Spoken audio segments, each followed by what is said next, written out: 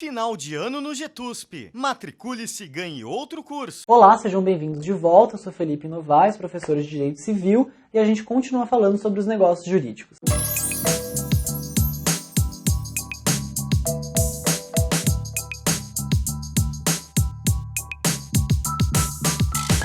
Então, olha lá, agora a gente vai falar sobre o terceiro plano do negócio jurídico. Para quem retomou agora, basicamente são três planos: existência, validade e eficácia.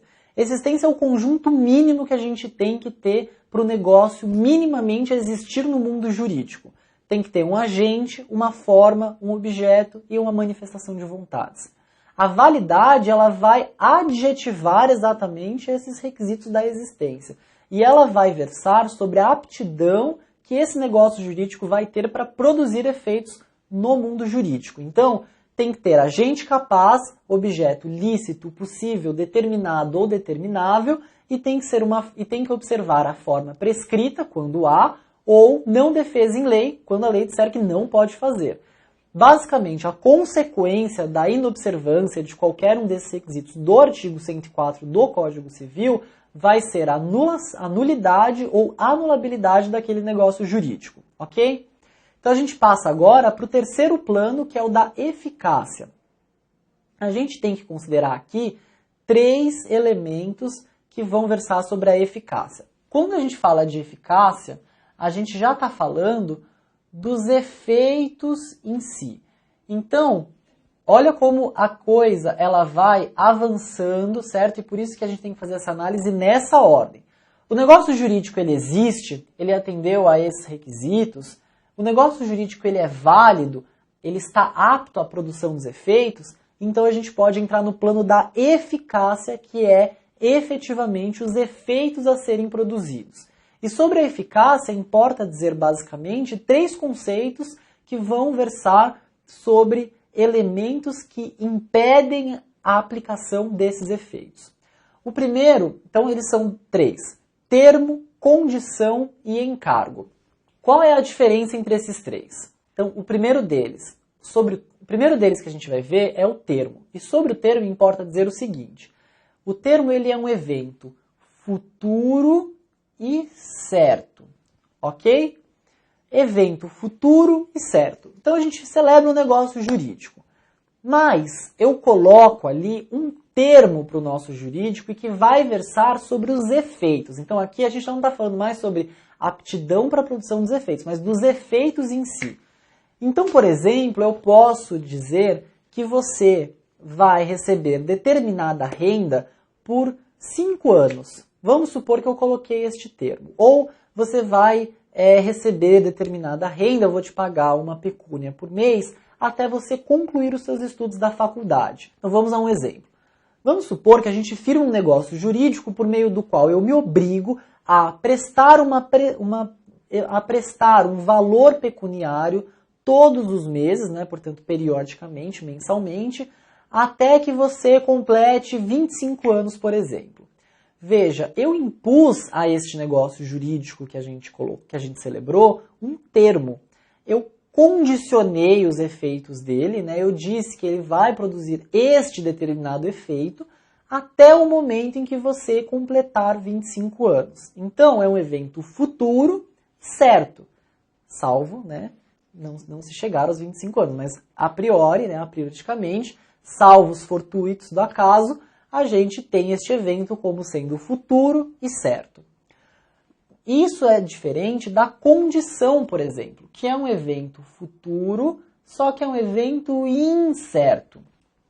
Então, a gente pode colocar, por exemplo, na condição que é um evento futuro e incerto. A condição ela se divide em duas hipóteses. Ela pode ser uma condição suspensiva ou ela pode ser uma condição resolutiva.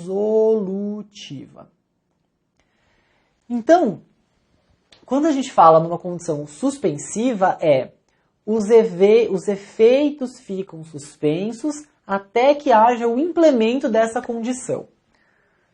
Quando a gente fala em resolutiva, os efeitos ocorrem até que haja o implemento dessa condição. Vamos dar um exemplo para ficar tudo mais claro.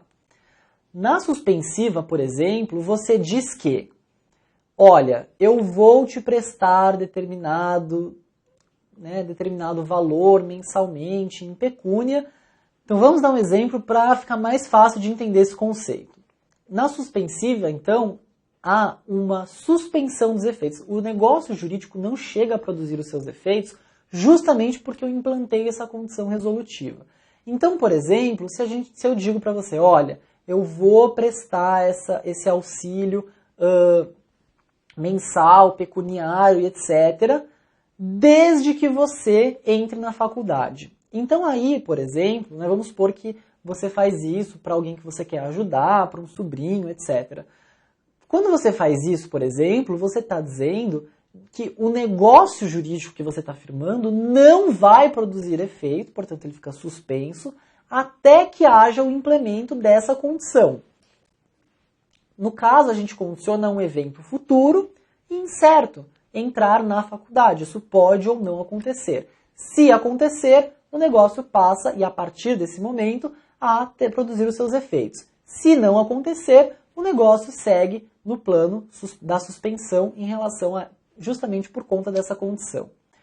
Na resolutiva é o contrário. Você diz, olha, eu vou te prestar essa ajuda mensal até o momento em que você colar grau.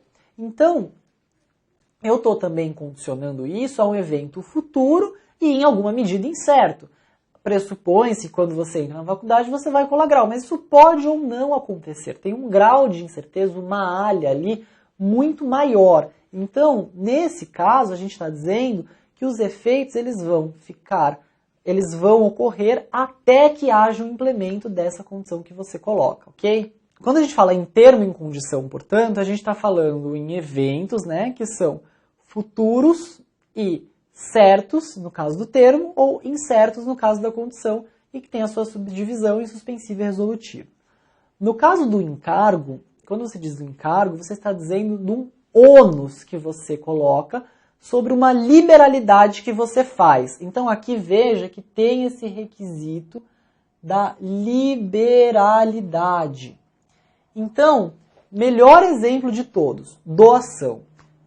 Você condiciona a liberação de determinada verba, por exemplo, a uma determinada melhoria. Então, olha, eu vou liberar 100 mil reais para esse hospital, desde que, aí você coloca um encargo, então, ônus, é um ônus para quem recebe, e eu estou doando, então, condicionado a uma liberalidade, então, desde que vocês reformem a área determinada, sei lá, pediátrica, por exemplo. Então, veja, liberalidade, certo? Uma doação, e você coloca nessa liberalidade um determinado ônus, ok? Então, é o que cumpria falar do plano de vista da eficácia. A gente tem ainda algumas observações para fazer sobre o negócio jurídico, elas serão feitas na próxima aula, então, antes de encerrar, mais uma vez eu renovo o convite para que vocês continuem auxiliando a gente e que vocês se inscrevam aqui no canal do GTUSP e eu agradeço muito a atenção. Muito obrigado.